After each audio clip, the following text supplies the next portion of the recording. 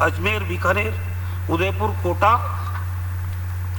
और जयपुरी अस्पताल में सीसीटीवी कैमरे अभी लगाए जाने की प्रक्रिया चल रही है। और जहां तक सुरक्षा की बात है, वहां पुलिस चौकी भी है। इसके अलावा आपने कहा, डॉक्टर जितेंद्र सिंह जी ने कहा कि मरीजों के और डॉक्टर्स के बीच में कई बार कॉन्फ्लिक्ट की घटनाएं होती है। मैंने मुख्यमंत्री जी को लिख के दिया था, क्योंकि ये कई समय से चल रही थी। वहाँ चौकी है, और चौकी भी क्या, उसमें 2 थाने लगते हैं।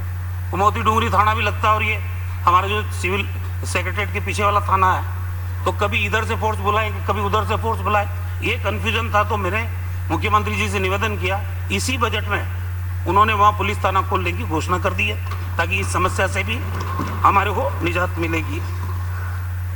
अब रीटा तो चौधरी जी ने, नहीं, डॉक्टर जितेंद्र सिंह जी ने कहा था, पीसीपीएनडीटी एक्ट में जो नॉर्म्स हैं उसमें शिथिलता, तो ये तो भारत सरकार ने बना रखा है।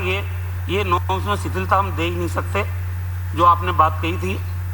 और इसके अलावा एक हमारी बहन इंदिरा जी ने कहा कि पूर्ववर्ती सरकार ने, माननीय सभापति महोदय, बहुत सारे पीएचसी उनको पीपीपी मोड पे दे दिया था। और मैं शुरू से इस बात का पक्षधर हूं, और मैं समझता हूं माननीय सभी सदस्य इसका स्वागत भी करेंगे कि पीपीपी मोड पे हमको देना नहीं चाहिए, ये कल्याणकारी सरकार के रहते हुए। तो अगर हम, इन्होंने जो समय अवधि निर्धारित की है, उससे पहले अगर उनको हम टर्मिनेट कर देते हैं एमओयू को, तो हो सकता है कोर्ट में चल जाए।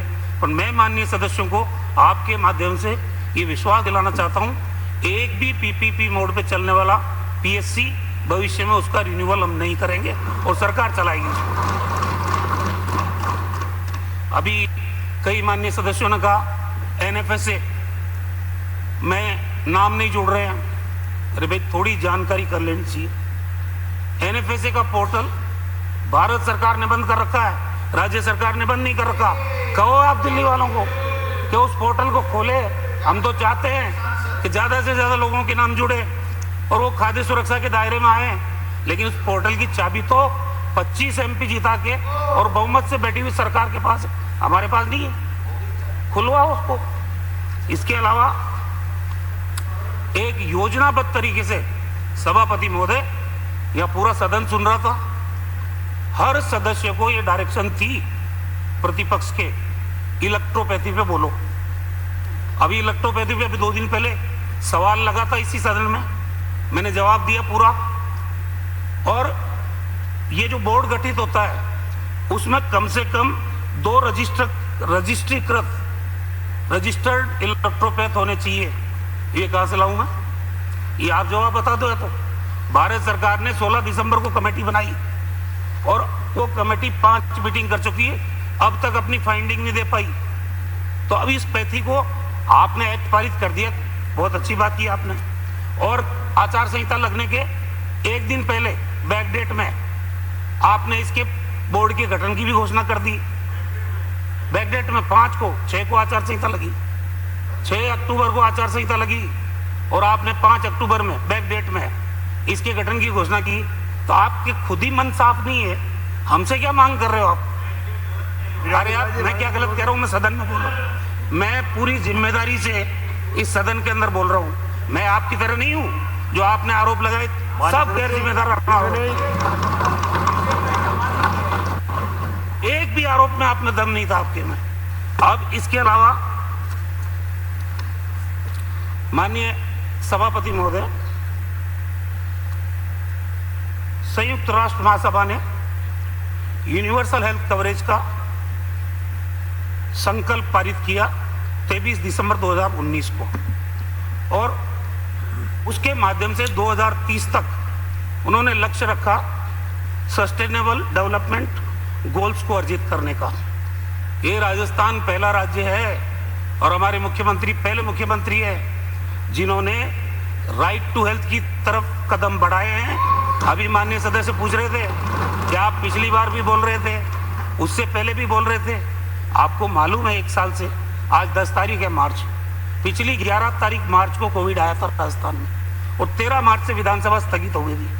1 साल से हम इसमें जूझ रहे हैं, इस पे काम चल रहा है और हमारी सरकार के रहते ही हम आपको राइट टू हेल्थ लेके आएंगे, आपको दिखा देंगे।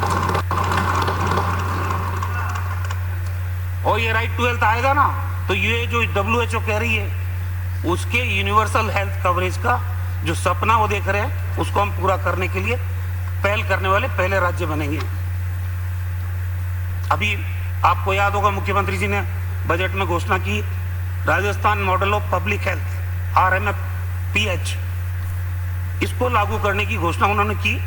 इस मॉडल के माध्यम से प्रिवेंटिव केयर, प्राइमरी केयर और क्यूरेटिव केयर, इसको लागू करने के लिए हमारी सरकार प्रभावी कदम उठाने जा रही है।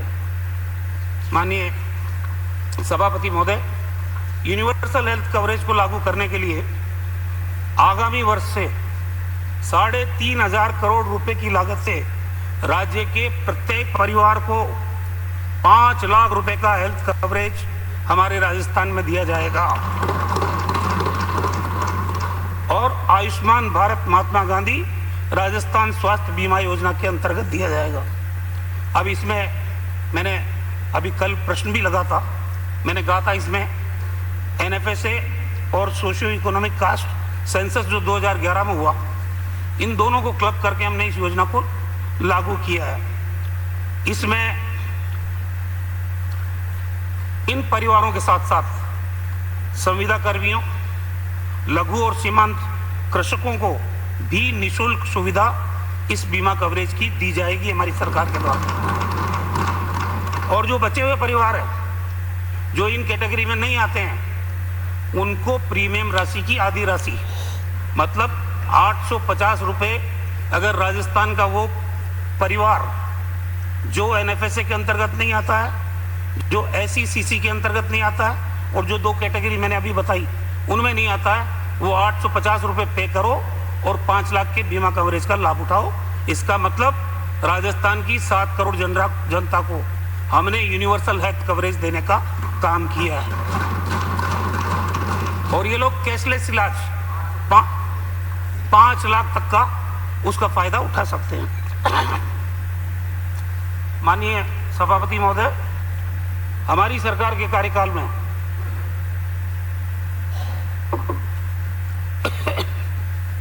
21 लाख मरीजों को स्वास्थ्य बीमा योजना से निःशुल्क उपचार अब तक दिया गया है और इसके लिए हमारी सरकार ने 2000 करोड़ रुपए खर्च किए हैं अब तक। ये आयुष्मान भारत महात्मा गांधी राजस्थान स्वास्थ्य बीमा योजना का जो नया चरण, नवीन चरण 30 जनवरी से लागू किया गया अभी मुख्यमंत्री जी के द्वारा, प्रधानमंत्री जन आरोग्य में सामाजिक आर्थिक जनगणना 2011, उसके जो लाभार्थी हैं वो 59,71,000 है और ये सिर्फ जो प्रधानमंत्री जी की योजना है उसके लाभार्थी सिर्फ यही है और हमारे लाभार्थी हैं सभापति महोदय 98 लाख लोग। जब हमने क्लब किया इनको, कुछ ओवरलैपिंग था और टोटल जो संख्या हो गई अब लाभार्थियों की, वो 1 करोड़ 10 लाख परिवारों को इस योजना का लाभ हम देने जा रहे हैं। और पैकेजेस की संख्या जो पूर्ववर्ती सरकार के समय में 1401 थी, उसको बढ़ा के हमने 1576 पैकेज कर दिए। पहले जो भामाशाह योजना थी उसमें 3 लाख और सामान्य बीमारी में 30,000 का कवरेज था।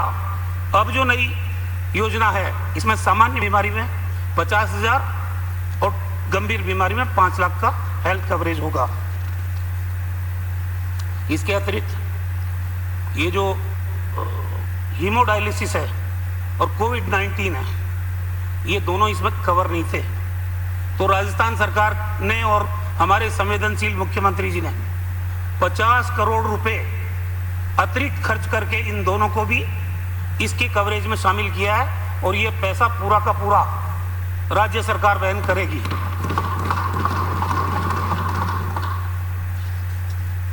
माननीय सभापति महोदय, ये जो प्रीमियम की राशि है, कल भी मैंने कहा था, इनके समय में दुगनी से ज्यादा बढ़ी थी। योजना 15 से 17 और 17 से 19। 15 से 17 में जब इनकी योजना लागू की पहली बार राजस्थान में, तब 376 रुपए के करीब प्रीमियम की राशि हुई थी। उसके बाद में वो 899 में बढ़ गई। हमने इस योजना को चाहे थोड़े दिनों तक ट्रस्ट मोड पे चलाना पड़ा, लेकिन जो हमारी राशि बढ़ी है वो 1622 रुपए प्रीमियम प्रति परिवार हमको देना है। ये 2-3 बार टेंडर किया, लेकिन उसके बाद हम इसको कम प्रीमियम पे हमने इसको फाइनल किया है। अब ये कई माननीय सदस्यों के मन में कई तरह की भ्रांतियां, उनको भी दूर करना जरूरी है। ये जो 59,71,000 परिवार है माननीय सभापति महोदय, इनका 60 और 60% पैसा भारत सरकार देगी, 40% हमको देना पड़ेगा, ठीक है। लेकिन उसमें भी उन्होंने कैप लगा दिया। वहां प्रीमियम की राशि जो भारत सरकार ने कैप लगा के तय की है वो 1052 है, जबकि हमारी मिनिमम प्रीमियम की जो राशि 1662 रुपए है, यानी कि 601 रुपए जो सोशियो इकोनॉमिक सर्वे के लोग हैं लाभार्थी, उनका भी प्रीमियम 601 रुपया राज्य सरकार वहन करेगी।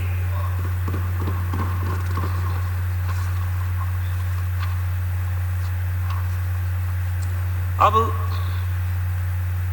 और एनएफएसए के जो परिवार हैं उनका तो 100% राज्य सरकार वहन कर ही रही है। इसका टोटल जो है, आप अगर हम देखें 1798.76 करोड़ रुपए, उसमें से राजस्थान सरकार 1421.87 करोड़ वो राजस्थान सरकार वहन कर रही है, और वो करीब करीब 80% पैसा राजस्थान सरकार को खर्च करना होगा। 20% पैसा सिर्फ वो भारत सरकार देगी, लागू किया है। कल अजमेर से आने वाली माननीय सदस्य ने ये पूछा था कि अन्य राज्यों में भी इसके लाभार्थी चिकित्सा की सुविधा उठा पाएंगे कि नहीं उठा पाएंगे। तो मैं जानकारी देना चाहता हूं कि हमने इसमें पोर्टेबिलिटी की सुविधा डेवलप की है, और प्रधानमंत्री जन आरोग्य योजना से जुड़े हुए जो भी अस्पताल हैं पूरे कंट्री में, उसके लोग इसकी योजना का लाभ उठा सकेंगे बाहर भी, और बाहर के लोग भी यहाँ भी उठा सकेंगे इस योजना से कवर।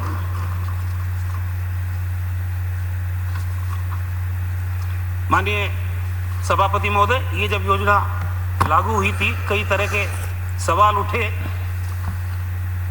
पैकेजेस देने के टाइम में ये नहीं देखा गया कि अस्पताल की सेहत कैसी है, वहाँ बेड कितने हैं, ये देख के ही तय कर दिया गया।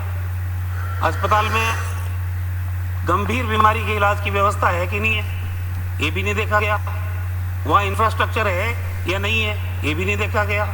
वहाँ पे इसके डॉक्टर्स हैं कि नहीं है, स्टाफ मौजूद है कि नहीं है। उससे फ्रॉड होने लगा और ये योजना बदनाम होने लगी। हमारी सरकार आने के बाद, अभी मैंने उस दिन भी बताया था कि हमने फुल प्रूफ तरीके से इस योजना में भविष्य में कोई फ्रॉड नहीं हो, उसको रोकने की व्यवस्था की है। इनके टाइम में थर्ड पार्टी एडमिनिस्ट्रेशन इन्होंने नहीं लगाया था। हम 4 टीपीए मेरिट के आधार पर हमने सेलेक्ट किए हैं सभापति महोदय। थर्ड पार्टी एडमिनिस्ट्रेशन के लोग इस पे पूरी मॉनिटरिंग करेंगे और ट्रांसपेरेंट मैनर में इस योजना को हम लागू करेंगे।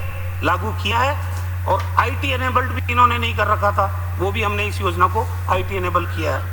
और क्लेम के प्रोसेसिंग को सुगम बनाने और फ्रॉड को रोकने के लिए सॉफ्टवेयर में हमने बहुत प्रोविजंस किए हैं, जैसे क्लेम सबमिट करते समय एमडीपी दस्तावेजों का प्रदर्शन, पैकेज बुक करते समय डॉक्टर के नाम की एंट्री, फ्रॉड को रोकने के लिए बेहतर निगरानी के लिए अलग अलग तरीके के ट्रिगर्स, और राज्य स्तरीय एंटी फ्रॉड यूनिट द्वारा अस्पतालों को सबमिट किए गए क्लेम्स की नियमित मॉनिटरिंग की जाएगी। ये तो इस योजना के क्रियान्वयन के बारे में मैंने आपको निवेदन किया। माननीय सभापति महोदय, जैसा हम सब जानते हैं, सदन में चर्चा भी हुई, इस सदी की भीषणतम महामारी का मुकाबला पिछले 1 साल से हमारा देश भी कर रहा है, पूरी दुनिया कर रही है। और हम भी कर रहे हैं। और जिस ढंग का कोरोना का मैनेजमेंट राजस्थान में हमारे लोकप्रिय मुख्यमंत्री अशोक गहलोत जी के नेतृत्व में किया गया, उसकी तारीफ ये तो नहीं करेंगे, लेकिन प्रधानमंत्री जी ने कंजूसी नहीं दिखाई इसमें।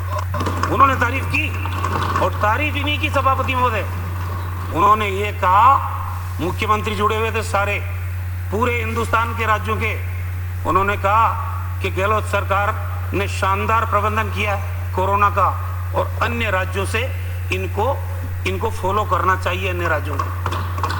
अब उसके बाद आप आलोचना करो तो कहीं टिकोगे नहीं, क्योंकि आपका जीवन मोदी मोदी मोदी में ही है, इसके बाद कुछ नहीं है।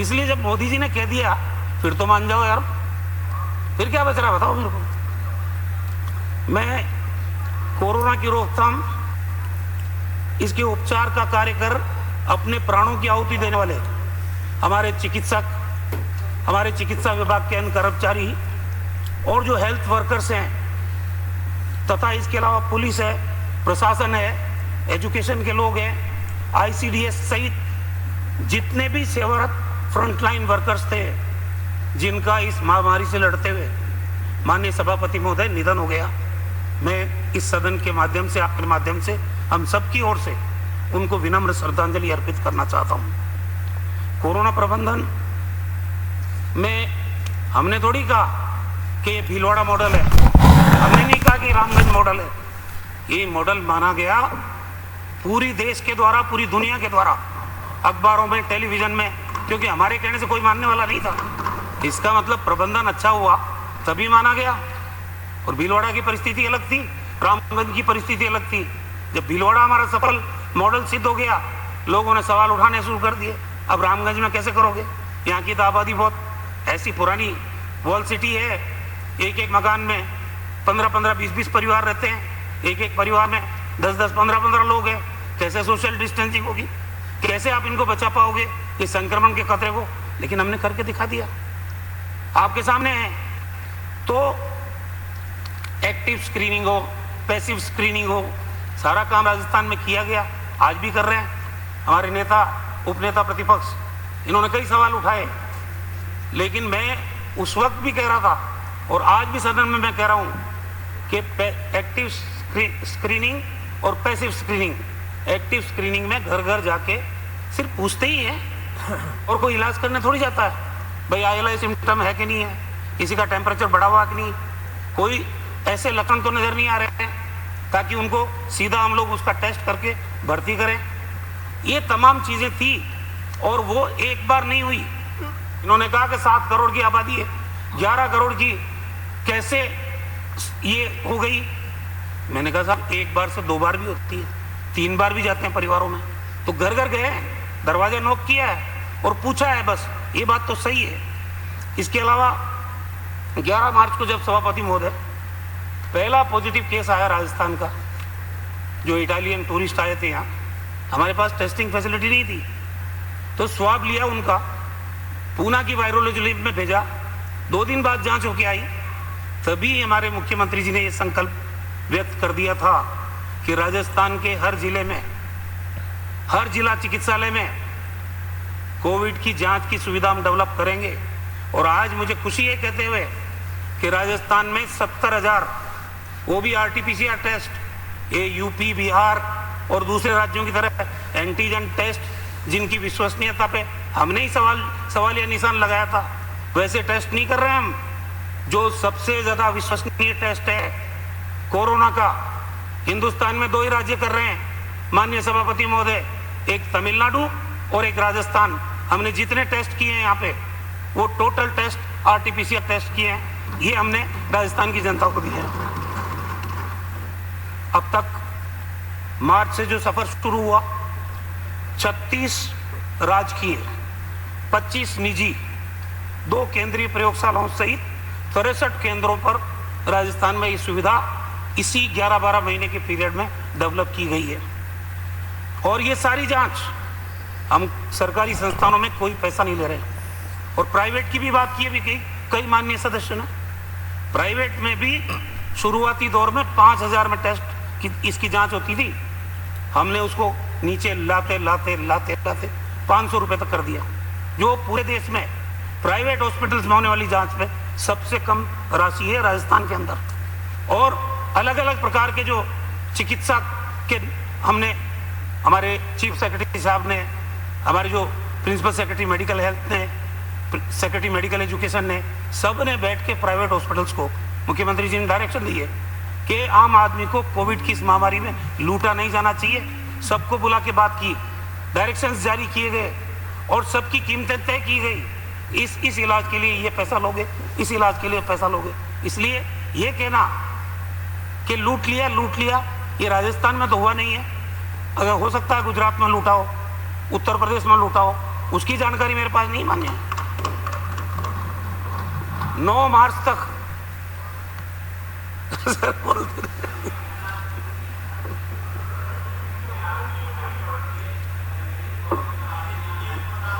सर एक मिनट, आप उसी में टेस्ट नहीं ये कहना चाहते हो आप? माननीय सदस्य, हाल हो गई यार। माननीय सदस्य,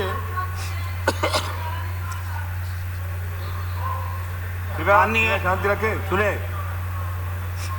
मेरी हाइट बढ़े नहीं बढ़े ये तो मेरी पार्टी जाने या मेरी मेहनत जाने, पर इसमें नेता प्रतिपक्ष को चिंतित होने की जरूरत नहीं।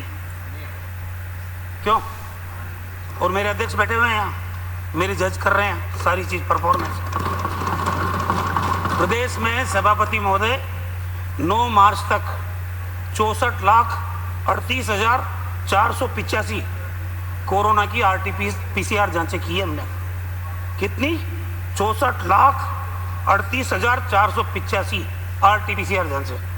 और अब तक 3,21,800 कोरोना पॉजिटिव पूरे प्रदेश में लोग आए जो इसकी चपेट में आए, और उसमें से 2789 लोगों की दुखद मृत्यु भी हुई।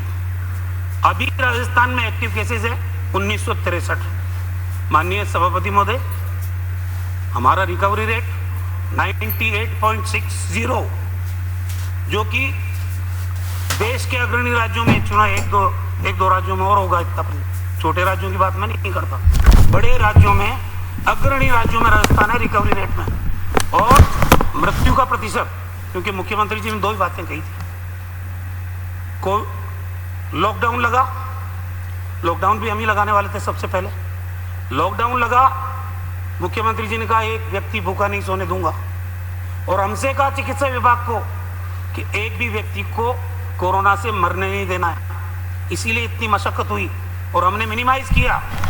0.86% मृत्यु दर है राजस्थान की, जो पूरे कंट्री में सबसे कम है। माननीय सभापति महोदय, ये कहते हैं क्या किया कोरोना में? आलोचना करना बहुत आसान है, लेकिन जो इंफ्रास्ट्रक्चर हमने डेवलप किया उसका मैं अभी आपको जिक्र करूंगा।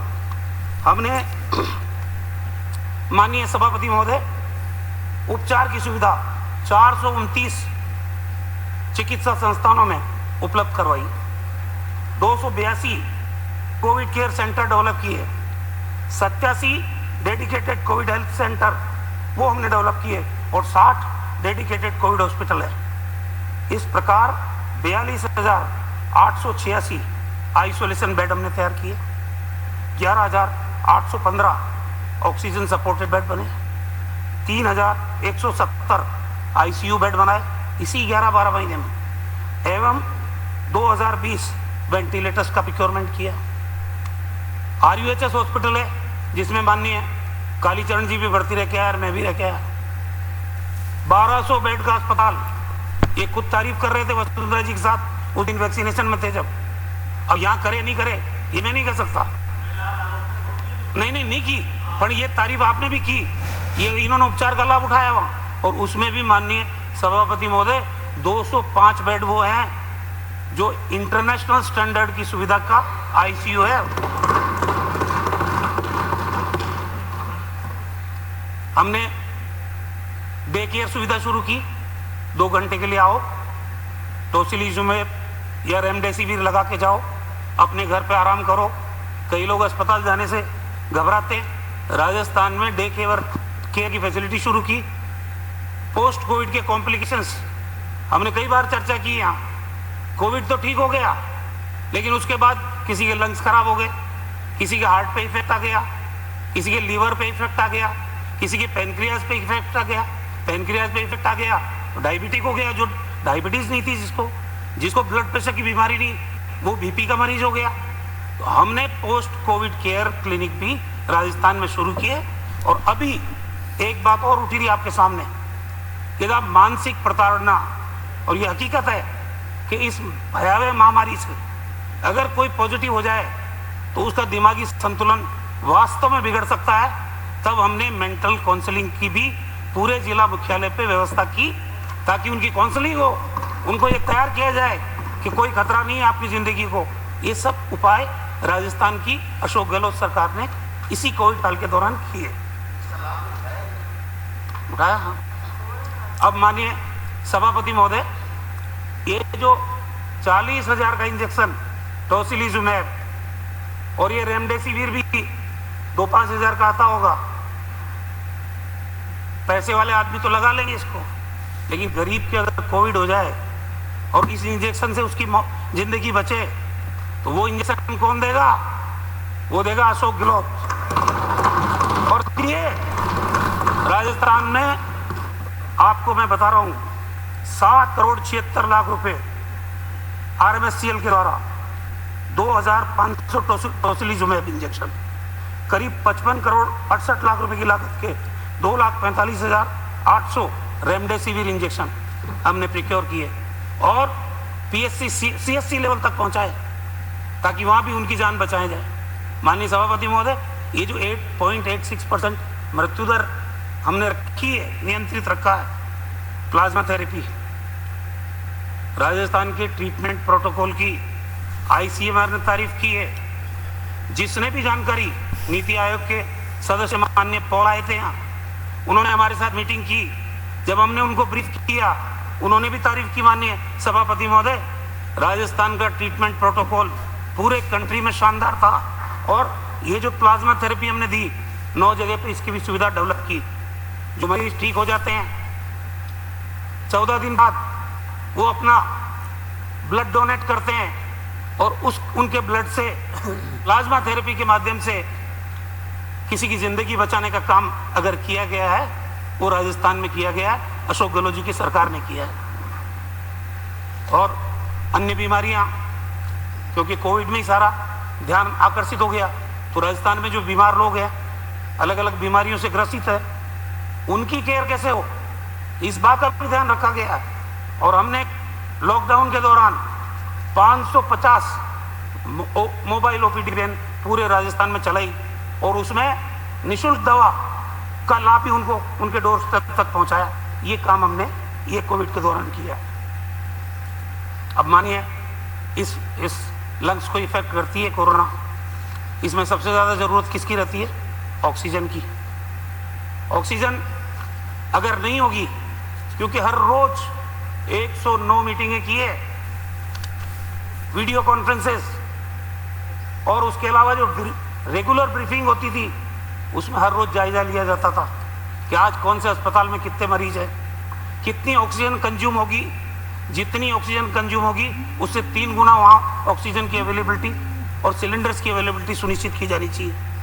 तो उस बात को दृष्टिगत रखते हुए राजस्थान में फैसला लिया गया कि जितने जिला चिकित्सालय हैं, जितने उप जिला चिकित्सालय हैं, जितने मेडिकल कॉलेज से संबद्ध अस्पताल हैं, वहाँ पे ऑक्सीजन जनरेशन के प्लांट लगाए जाएं।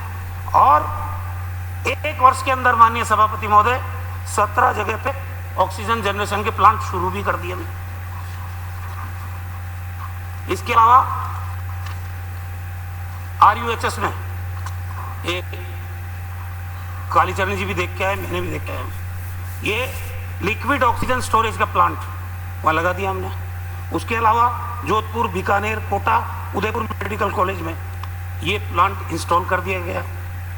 इससे इन चिकित्सालयों में ऑक्सीजन की कम लागत पर गुणवत्तापूर्वक आपूर्ति को हमने सुनिश्चित किया है। कोविड के मरीजों की CT स्कैन की अलग से व्यवस्था की गई। RUHS में तो जब से हमने 1200 बेड का अस्पताल बनाया, उसके बाद पहले थोड़े दिनों नारायणा अस्पताल में जाते थे, उसके बाद वहीं CT स्कैन लगा दी। और उसके अलावा जोधपुर में MDM में CT स्कैन की, सिर्फ कोविड के मरीजों के लिए CT स्कैन की मशीन लगाई। ये जो प्राइवेट सिटी स्कैन करते हैं उनकी भी रेटें निर्धारित की माननीय सभापति महोदय। जो NABL एक्रेडिटेड लेबोरेटरीज है उनकी दरें हमने 1955 रुपये रखी और जो नॉन NABL है उनकी 1700 रुपये रखी। तो इस तरह से मिशन लिशा भी हमने शुरू किया। जो हाई रिस्क ग्रुप के लोग हैं उन व्यक्तियों की निगरानी रखने के लिए, ताकि उनका कोरोना का अर्ली डिटेक्शन हो जाए और अर्ली ट्रीटमेंट हो जाए। कितना बताऊं मैं, मास्क की अनिवार्यता इसी सदन में कानून बनाने वाला राजस्थान पहला प्रदेश है और मैं समझता हूं एकमात्र प्रदेश है। प्रधानमंत्री जी ने कहा ताली बजाओ और दीपक जलाओ।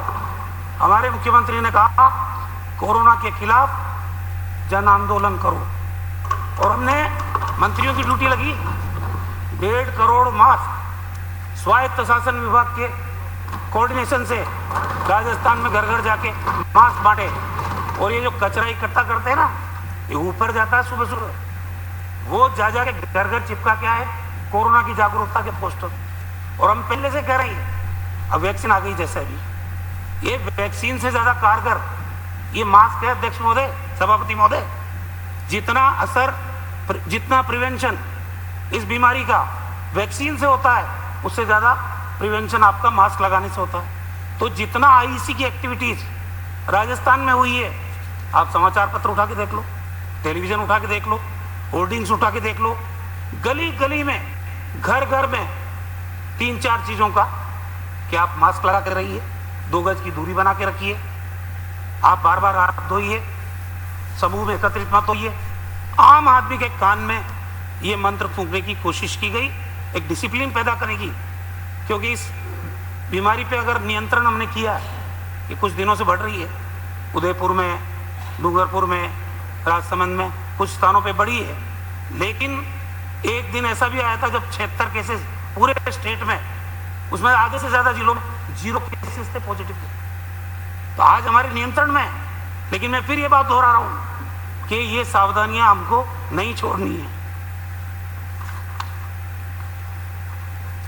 अब माननीय सभापति महोदय, इस महामारी की रोकथाम के लिए 638 करोड़ 77 लाख रुपए की इमरजेंसी कोविड रेस्पॉन्स प्लान बना राजस्थान में, और इसी राशि में से 555 करोड़ 84 लाख रुपए की प्रशासनिक और वित्तीय स्वीकृतियां जारी हुई।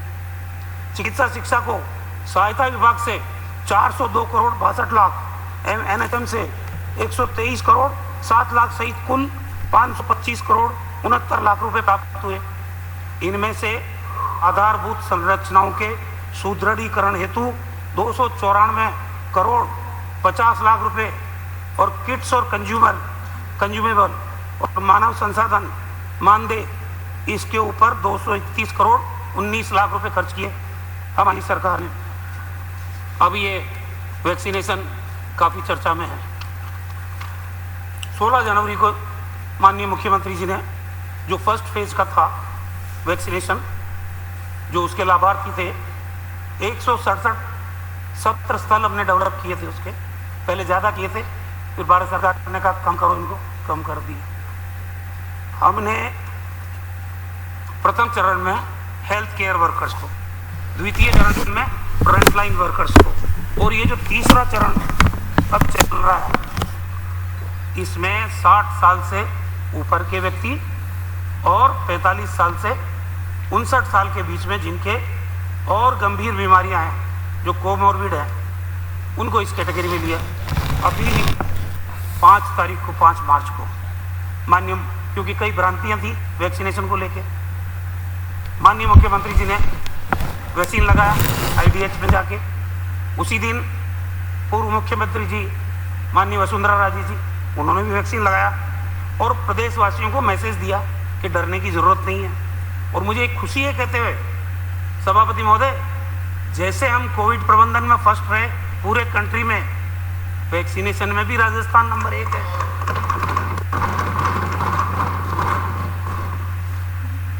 अब ये जो कई तरह की भ्रांतियां कल आज समाचार पत्रों में आई अब आप बताइए कि ये 25 फरवरी को भारत सरकार ने मीडिया ब्रीफिंग की, ऐसे 4 राज्यों के बारे में बताया जहां 75% से अधिक health care worker, frontline worker को वैक्सीनेट किया जा चुका है। उसमें अध्यक्ष सभापति महोदय, ये कोई भी टेबल कर देता हूं, राजस्थान पहले नंबर पे है।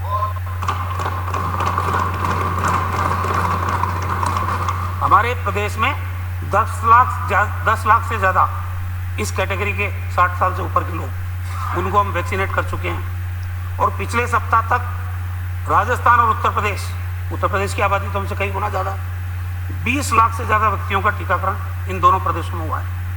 8 मार्च तक जो भारत सरकार ने हमको वैक्सीन की डोज दी वो 31,45,340 थी सभापति महोदय।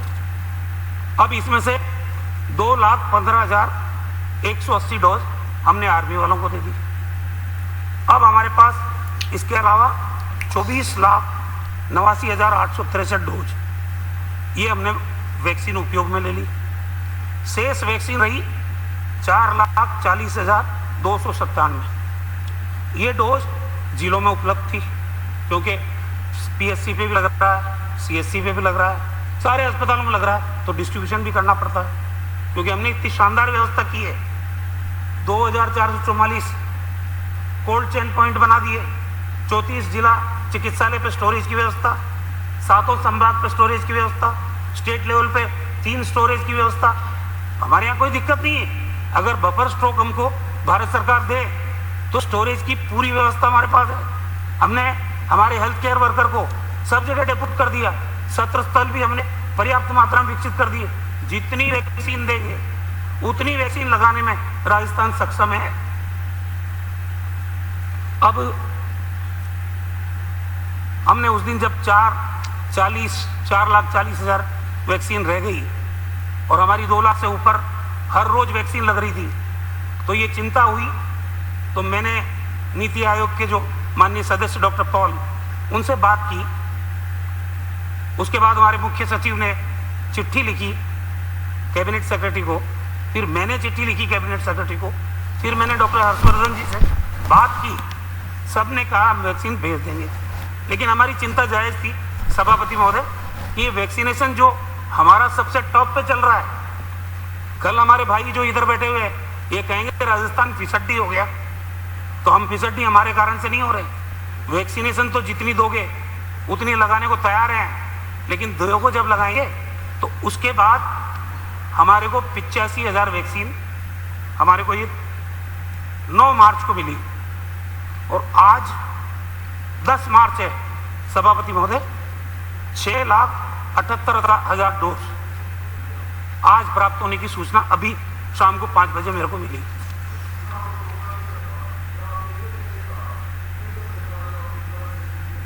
करो आपकी वही आदत है, आपने प्रधानमंत्री जी के नाम से बार पहले एक बात मानिए, आपने पैनिक फैला दिया। नहीं वो सभापति जी, मैं इसलिए बीच में खड़ा हूँ, पूरे राजस्थान में पैनिक फैला दिया इन्होंने और केंद्र सरकार पर आरोप लगा दिया कि केंद्र सरकार ने कहा वैक्सीनेशन का काम को कम करो। सभापति महोदय, इनका सुनने का मादा नहीं है। जब राजस्थान में मैं कह रहा हूँ, इस सदन के अंदर पूरी जिम्मेदारी के साथ कह रहा हूँ कि हम 2 लाख से ज्यादा वैक्सीनेट कर रहे हैं रोज, तो हमारे पास अगर 4,40,000 डोज रह जाएंगे तो कितने दिन के बचेंगे? अरे सुनिए, आप बात सुनिएगा। ये कैसे कहा? केंद्र सरकार ने कहा, आपने कहा केंद्र सरकार ने कहा वैक्सीनेशन का काम को धीमा करो, बंद करो। एक बात बताइए, ये तो मैंने कह रहा हूँ, इससे भी बुरी बात सुनना तो और सुन लो। हमने सेकंड डोज की वैक्सीन ही नहीं बची थी, इस वैक्सीन से सेकंड डोज ड्यू हो गया था, वो लगाना शुरू कर दिया। आप क्या बातें कर रहे हैं? हम ये पारदर्शी तरीके से बैठे हैं यहाँ, आपको तकलीफ क्यों होती है मेरे से? मान्य ये बात है, सेकंड डोज के अंदर लोग वंचित रह गए। इससे बड़ा गुनाह कोई हो ही नहीं सकता, इससे बड़ा गुनाह कोई हो ही नहीं सकता। ये स्वीकार कर रहे हैं कि सेकंड डोज जिनको लगनी चाहिए थी उनको नहीं लगाई समय पर, ये प्रबंधन इनको करना चाहिए था। अरे बड्डी हाँक रहे हैं। माननीय इन्हें सुनो, माननीय नेता प्रतिपक्ष ने जो बात मेरे लिए कही थी ना, वो इन पे लागू हो रही है। ये अपना कद बढ़ाना चाहते हैं, अब इनका कद बढ़े नहीं बढ़े, 7 बार जीत गए सभापति महोदय। इनका दुख ये है, इनकी पार्टी इनको एक लेवल तक ही रखती है, इसके आगे बढ़ने नहीं देती। हम क्या करें? इसलिए ये टोका टोकी का काम करो। जी, आपने गुनाह किया है, गुनाह। अगर सेकंड डोज आपने जिनको ड्यू थी उनको नहीं लगाया, जो आप इस सदन में करो, इससे बड़ा गुनाह कोई हो नहीं सकता। राजस्थान के साथ अन्याय हुआ है। ये मैंने मेरे आपस में साफ साफ कहा है, मैं कहूँ तो पूरा राजस्थान सुन रहा है। मैं इसीलिए हूँ। मैं प्लीज सेव करें, प्लीज सेव करें, कृपया शांत रहें। अगर विराजिए, मुझे पता है, विराजिए, आप विराजिए। अब आप टोक रहे हैं। माननीय सभापति महोदय, मैं आपके माध्यम से, इस सदन के माध्यम से भारत सरकार से निवेदन करना चाहते हैं। हम कोई राजनीति नहीं करना चाहते हैं। हमारा विशुद्ध मकसद ये है कि राजस्थान में जिस गति से वैक्सीनेशन का काम टॉप पे चल रहा है वो चलता रहे। हमारे पास सारी सुविधाएं मौजूद है स्टोरेज की, हमें बफर स्टॉक दे दो, कम से कम 7 दिन का तो दे दो। एक क्या टुकड़ों में कभी 85,000 दे दी, कभी 57,000 दे दी, 6 लाख 80। एक मिनट, ये क्या बात है? प्लीज माननीय नेता प्रतिपक्ष, एक मिनट विराजिए। माननीय मंत्री महोदय, एक मिनट विराजिए। आप मौजूद थे, माननीय अध्यक्ष के स्पष्ट निर्देश थे। आप यदि बोल रहे हैं तो इधर से कोई इंटरवीन नहीं करेगा। माननीय मंत्री रिप्लाई दे रहे हैं तो इधर से आप बीच में कोई इंटरव्यू नहीं करेंगे। आपको कोई बात कहनी है तो आप पर्सनली वैसे कह सकते हैं, लेकिन अब बीच में हम यदि टोकाटाकी शुरू कर देंगे।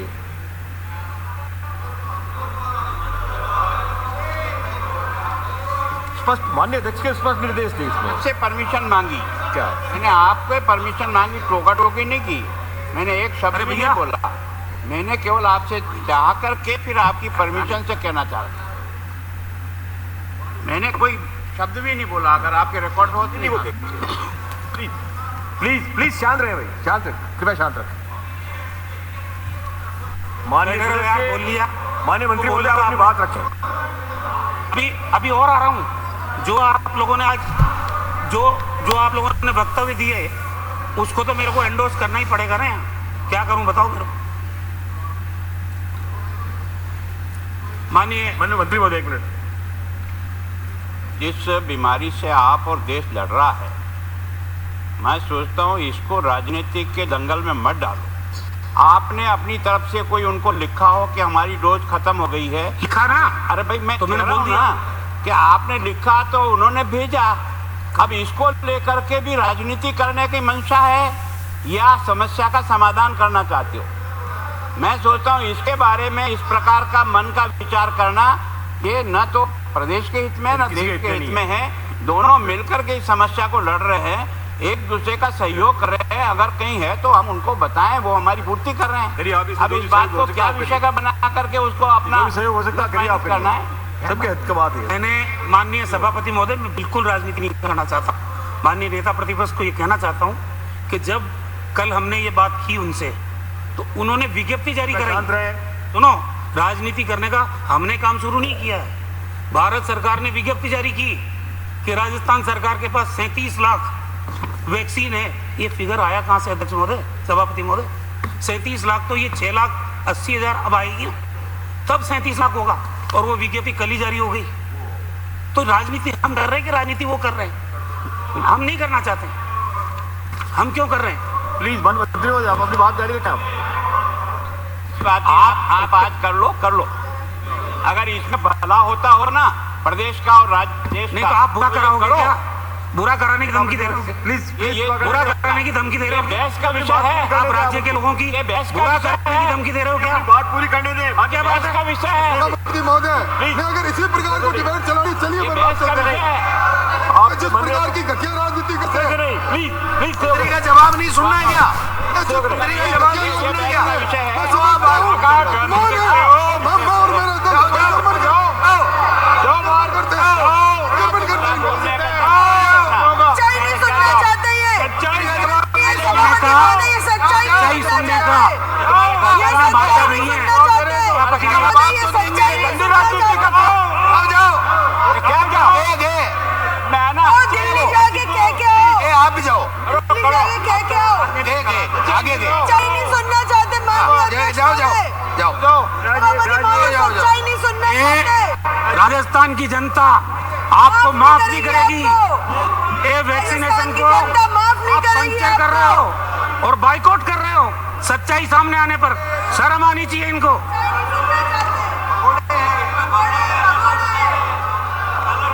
आप बैठिए, बोले थे मंत्री महोदय को। माननीय सदस्य बिराजिए, आप बिराजिए।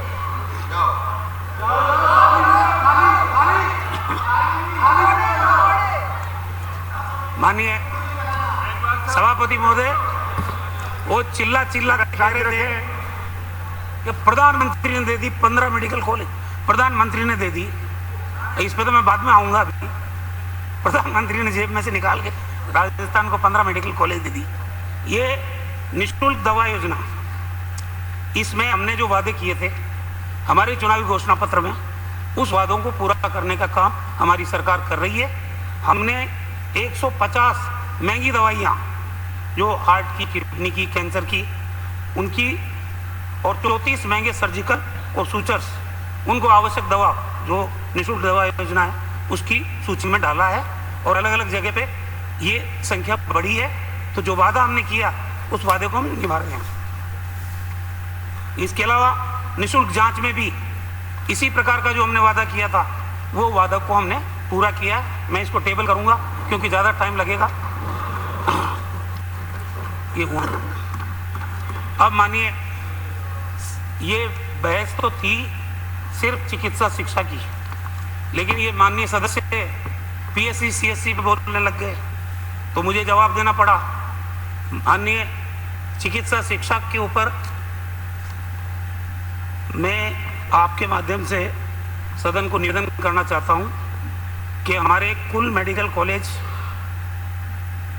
राजकीय क्षेत्र में 16 हैं। अभी 6 गवर्नमेंट के हैं, एक झालावाड़ सोसाइटी का है, 7 राजमेश के हैं, एक आरयूएचएस में मेडिकल कॉलेज है और एक डेंटल कॉलेज है आरयूएचएस का।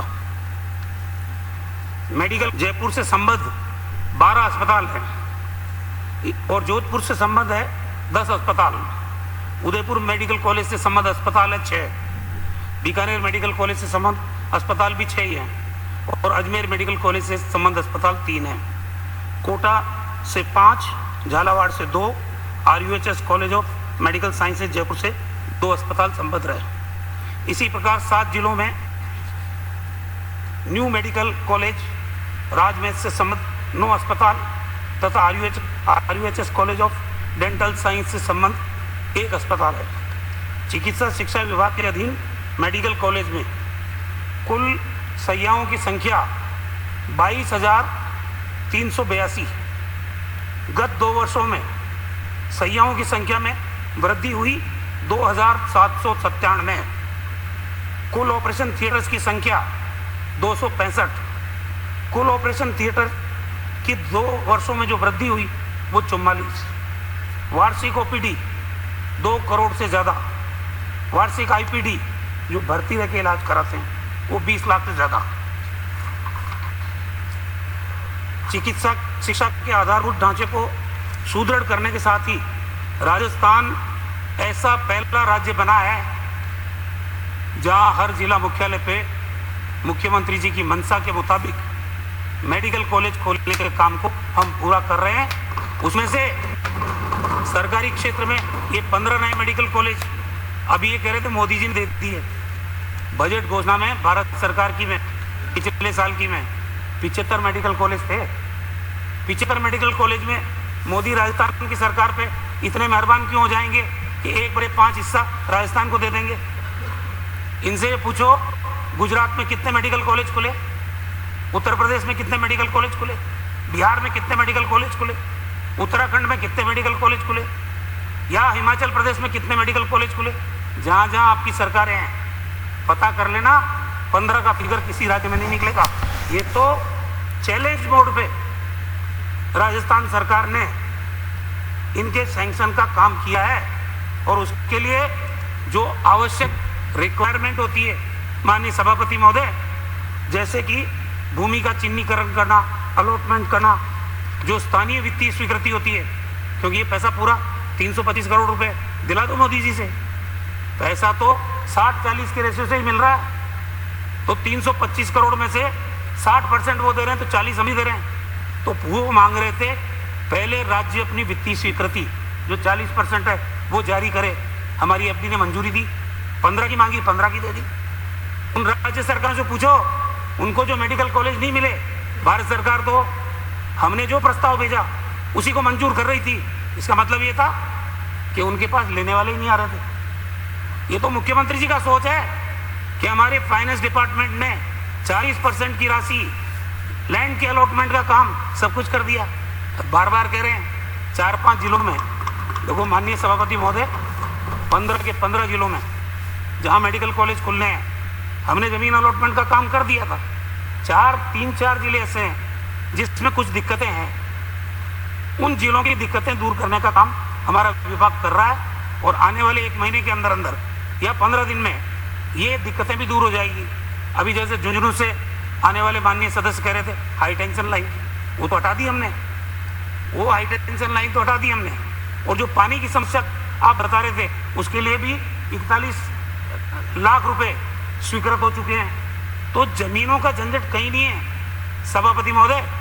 और अभी इस सदन में मैं कहना चाहता हूं, हमने, हमारे मुख्यमंत्री जी ने, हमारी सरकार ने ये 15 मेडिकल कॉलेज के लिए जब काम शुरू किया है तो हमारी सरकार में इनका लोकार्पण करेंगे। ये सदन में ऑन रिकॉर्ड में बोल रहा हूँ। लेकिन काहे के लिए दुबले हो रहे हैं? पहले कह रहे थे बजट पेश किया, योजनाएं तो अच्छी, बजट तो अच्छा, जमीन पे कैसे उतारोगे? अबे तुमको थोड़ी उतारना, ये मेडिकल कॉलेज खोलने हैं, हमको खोले हैं, आप क्यों परेशान हो रहे हो? ये इनको सुनना नहीं था, इसलिए बाइकआउट करके चले गए। क्योंकि सवाल उठा के भाग जाए वो काहे का विपक्ष? ये विपक्ष में कोई दम नहीं सभापति महोदय।